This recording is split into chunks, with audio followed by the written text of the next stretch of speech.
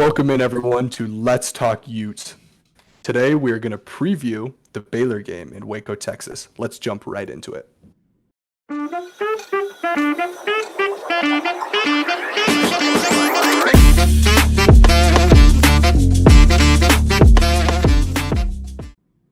So we're just going to recap the previous games really quick where Texas State defeated the Baylor Bears 42-31. What are your guys' initial reactions to that? Man, it's bad. There's losses and there's losses. Like something like this, it's program crushing. It is season crushing. I mean, to have all your hope for a good season basically taken away in week 1, and your starting quarterback got injured, who appears to be the only good player on your team. I don't know. That's such a brutal loss. Definitely the worst loss of week 1 in my mind. Yeah, I was really interested in this game, obviously, because Utah played them the following week. So I watched the entire game, and I was pretty shocked. If you took the names off the helmets and just lined up the players in white and black jerseys, you would have thought that Texas State was the Power 5 team. They Mm-hmm. looked bigger, they looked faster, they looked stronger. They blew Baylor off of the line of scrimmage. It was honestly one of the more shocking games that I've watched. It wasn't even as close as the score suggests. Texas State was winning by more than this for a large portion of the game. Like, honestly. And the crazy thing, I mean, Texas State even looked like it had better skill positions as well. I mean, their quarterback was insane. Texas State's quarterback looked like a high-level Power 5 player. I mean, a 6'7" freak of nature, dude. He looked bigger than anyone Yeah. on Baylor's front seven, man. He looked insane. I mean, I didn't get a chance to watch a lot of this game. I watched the ending, freaking ESPN Plus, man. But what I did see and what I read about Texas State a little bit afterwards is they're the Colorado of the Group of Five teams, man. They're the second biggest turnaround in program this season from the transfer portal. So, I mean, it's rough for Baylor to go out there at home and to lose to them. I mean, it's demoralizing, like Landon said. It sucks, man. It's hard to see. It was tough to watch. Okay, we've covered the Florida-Utah game pretty extensively as far in our preview and in our reaction. So we'll just go over this really quickly. Basically, Utah dominated the game. They controlled the line of scrimmage. They were up 24-3 in the fourth quarter and really parked the bus to get that 24-11 Mm-hmm. final score. So really a strong showing, I think, especially after last year in the swamp, getting beat on the line of scrimmage and getting out physicaled and frankly just looking slow and unathletic compared to Anthony Richardson. They flip the script and do that to Florida this time. Mm-hmm. I mean, the offense did look a little suspect in the second half, so hopefully they can kind of figure out the quarterback situation if Cam Rising isn't starting. But I mean, with But your we'll definitely three talk about best that. offensive players either out or injured, because it did come to light that Jaquindon did get injured near the beginning of the game, which is why we saw so little of him. That's to be expected against, I mean, a good SEC defense as well. Yep. Yeah. So hopefully they Okay. can turn that around. Yeah, let's move into the next segment here. So this is the position group comparison. So the first position group we're going to compare is the quarterback position. It's ironic, both teams are on their backup quarterbacks. Utah has Bryson Barnes and Nate Johnson obviously running a 2 QB system, and Baylor has their backup quarterback after their starter Blake Shapen got injured. So for me, I lean a strong preference to Utah's quarterback situation here. Even without Rising, I will take the 2 quarterbacks that have experience over the one who doesn't. Yeah, Baylor's backup Yep. quarterback did not look inspiring by any means either, both an interception and a fumble in the limited time he played.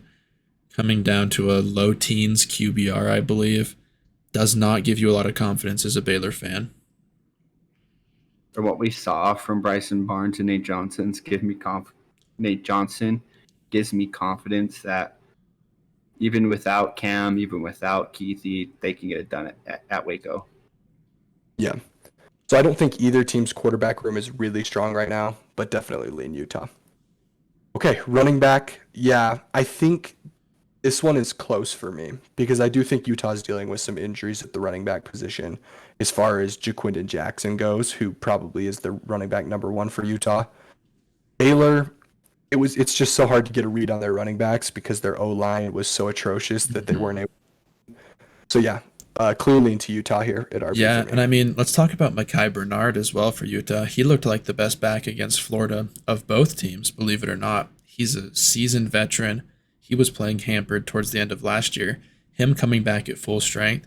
He's fast, he's versatile, he's a very finesse runner with great vision. So I like where Utah's at, even if Jaquindon can't go. But the reports are he will be able to.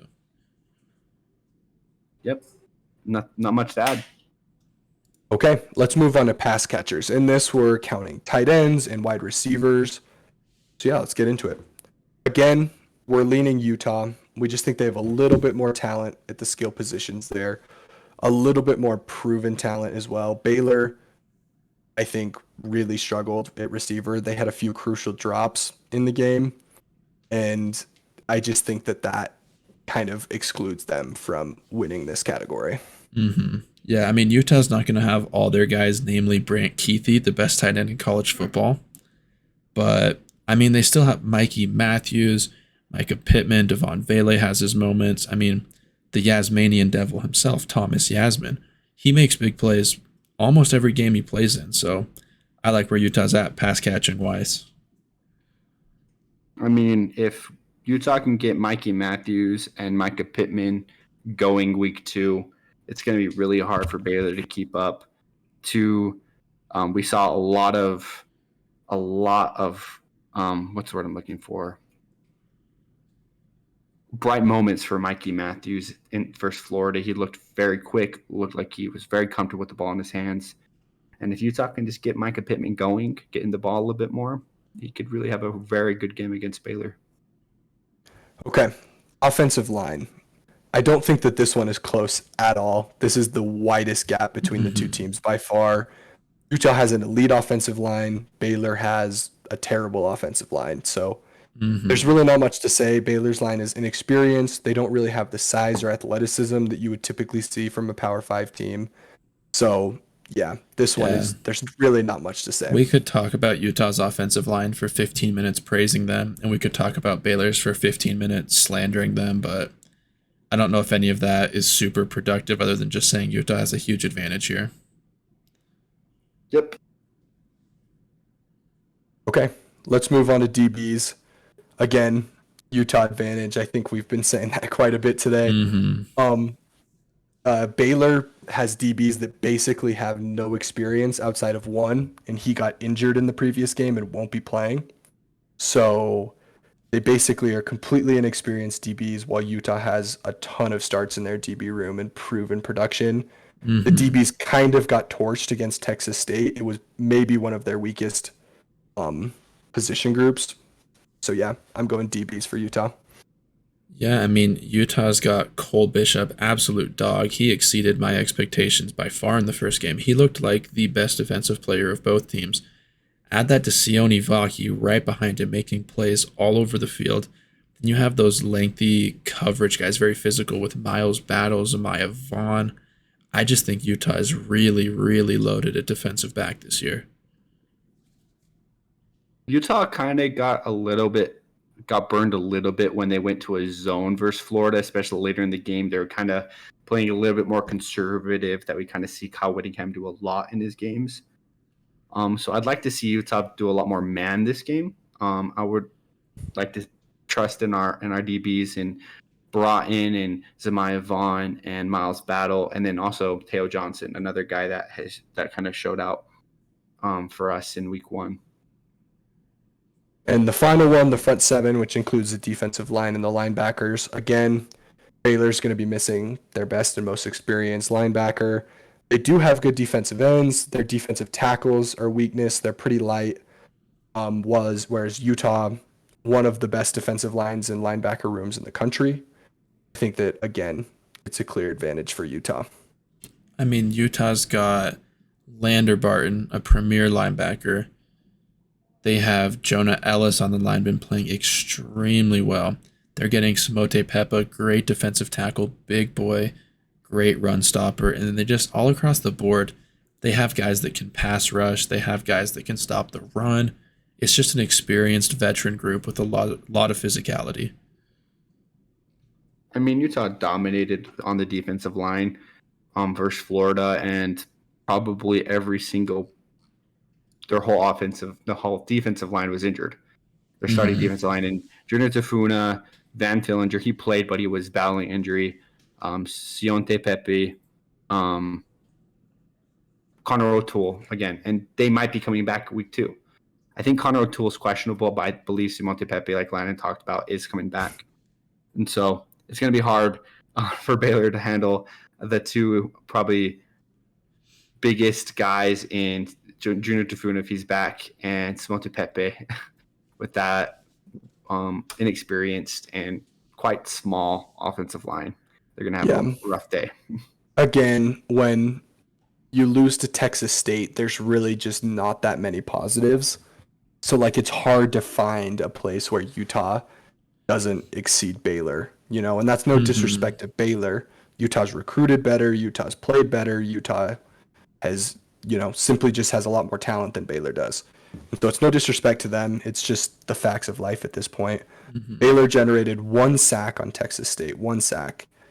I just find it hard to believe that they're going to generate any against Utah. That's just a little. I'll give them one. I'll give them one. One missed block. Yeah. Okay, let's move on to the next part, keys of the game. So let's start with Utah's keys. The keys are establish the run, pressure the quarterback, and limit penalties. What do you guys think about those? Yeah, I mean, I really like these keys to the game. Utah doesn't need to throw the playbook at Baylor. We don't need to go super fancy, trying offensive schemes we've never seen before, all these crazy things defensively. I just think sticking to who Utah is as a program is just a really good matchup against this Baylor team. Dominating the trenches. I think Utah's going to be able to do that. Pressuring the QB. Utah should be able to do that. And then that just leaves, let's not shoot ourselves in the foot with penalties. Let's maximize on these opportunities. Let's play clean. And I think these are some really great keys to the game for Utah. Yeah, Utah struggled against the big boys up front to establish the run without Nate Johnson in the game. So I'm hoping to see if, like we talked about, if Cam Rising isn't playing, if Micah Bernard and Jaquinta Jackson, Jalen Glover can get the running room going against a lot smaller and a lot less physical defensive front and Baylor. And if they can establish the run early, it's going to be hard for Baylor to keep up. And then, like Landon said, if we just don't shoot ourselves in the foot, if we limit our penalties and not make silly mistakes that sometimes Utah tends to do, especially early in the season, it should be a clean win for them. Yeah. Because I think this just kind of encapsulates everything Whittingham wants to do. He wants to run the ball, he wants to get to the quarterback, and he wants to play a clean game as far as penalties go. And so I think that if Utah can do those 3 things, there's really not many ways that they could lose the game. Yeah, okay, completely agree. Let's move on to the Baylor keys. These are admittedly a little bit harder to do than the Utah ones, but I just think that they're going to need to do that to have a shot to win, which is start fast, win the line of scrimmage, and win the turnover battle. Yeah, I mean, especially winning the line of scrimmage, that's just tough for me to believe, but it's something they're going to need to do if they want to win this game. I just don't like the chances of them doing that. I do think that Baylor could accomplish start fast and winning the turnover battle, though. Utah's been known to have a fumbling issue occasionally with some of the running backs. If they're able to capitalize on those chances and maybe go up a score to start the game, they could stop Utah from getting into the flow of its clock-eating, run-heavy offense, which is what you want to avoid at all costs if you're a Baylor fan. So I like these keys to the game for Baylor, and this could be a very interesting game if they can convert on a couple of those. Yeah, that's exactly what I'm thinking. The start fast especially. I think if they can make it so that Utah has to throw the ball, that's going to be a lot better for them. We know they're routinely a worse team to start the game than they are to finish. Especially last year and especially again week 1 versus Florida.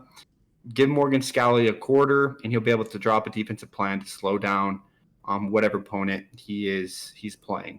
It might not be completely shutting them down, but at least holding them to a little more manageable plays. So if Baylor can jump on those few quarters that Utah's defensive coordinators and defensive might need to just kind of switch up the game plan, it could really put some pressure on Utah. And like we've been saying all game, make Utah throw the ball and not establish that run game that Utah so desperately wants to establish. Okay, let's move on to the prediction segment. So for me, I predicted Utah to win by a score of 31-9. I think it's a pretty dominating performance. Utah gets their offense going a little bit more and is able to establish the run. They concede a few field goals, but nothing really damaging that would put the game in doubt. Frankly, if they lost the game, it would be a catastrophe, just considering that Baylor just lost at home to Texas State and doesn't have nearly as much talent as Utah. So I don't think they keep it close, just based on what I saw watching that Texas State game. I have Utah winning 42-19. I think Utah has routinely struggled away from home, and so I think Baylor's going to be able to get down the field a little bit, not by any means efficiently or crazily, but be able to kick some field goals, try to keep this game close. And I think by the end of it, Utah is going to just continue to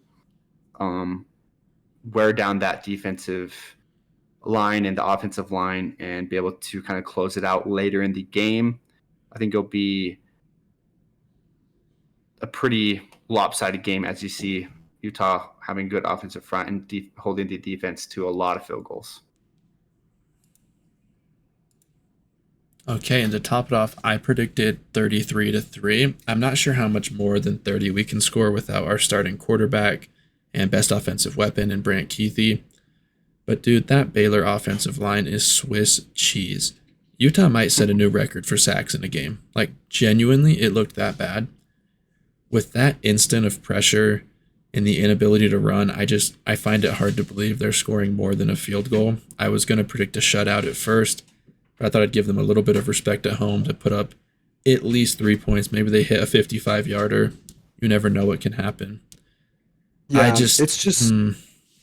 it's just hard for me to see what they're going to be able to do. Exactly. You know, like with a backup quarterback, with an offensive line that couldn't protect their starter even. Like, is the backup quarterback going to be able to throw the ball? Is the backup quarterback going to be able to escape the pocket? Like, his first game, he's going to be running for his life. And I just don't feel like that's a recipe for like really good success for Baylor. Mm-hmm. If the starter was in, I would definitely have predicted a closer game. But with the backup in, it's just hard to see how they score, to be honest. Their backup, he seems to be relatively athletic and running, but he is 6'6", I believe, and that doesn't lend well to avoiding sacks, to be completely honest. Sometimes your foot speed and acceleration is not as fast as a shorter player's would be. This is just going to be a brutal matchup for them.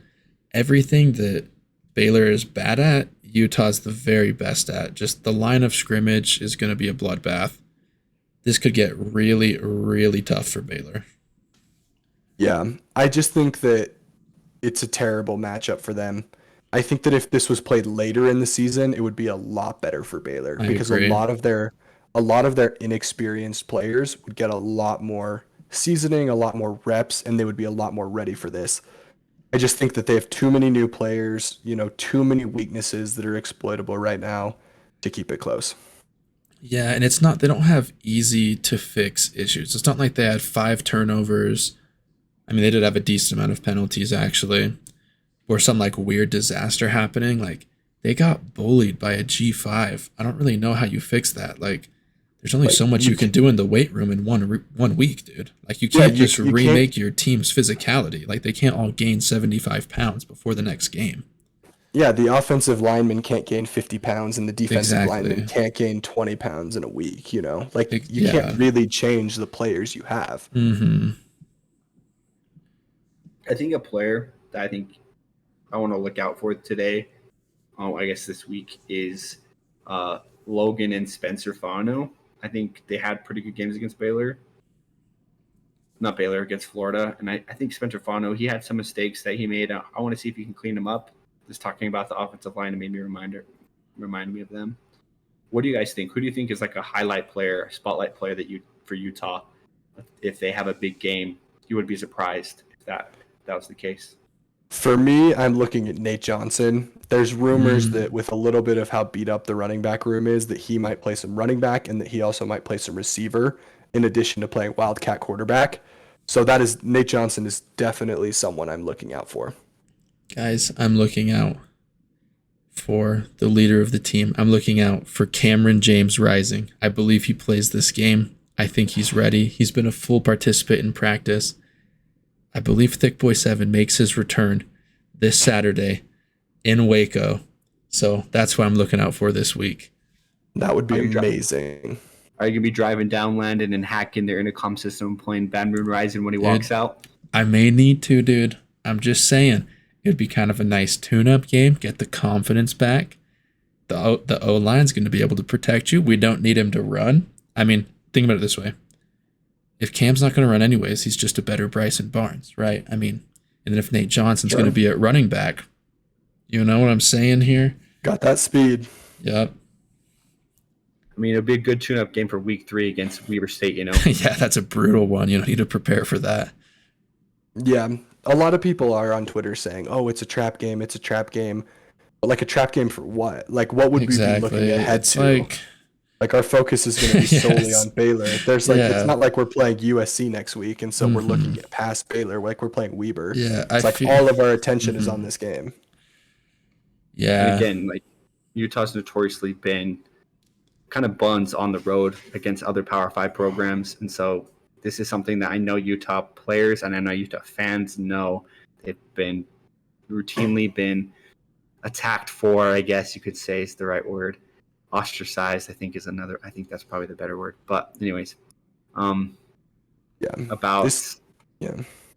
their Power 5 away from home record. So I think Utah really wants to shut that door and really kind of make a statement here. Yeah, this game really reminds me of ASU last year as far as talent level, where Utah won 34-13, and it wasn't really even as close as that score. It reminds me a lot of that ASU game last year, where their offensive line just could not hold up. Their QB was under pressure constantly. So I'm kind of predicting a game similar to that ASU one last year. Hope and pray that a captain doesn't get injured against like that last year. Seriously. Okay, well, thank you guys for watching. We love to do these predictions every week. Please like, comment, and subscribe. Also, we are on Spotify, so if you want to listen to it in podcast form, you have that option as well. And we will see you next week for the Weber State preview. Go Utes! Go Utes, baby.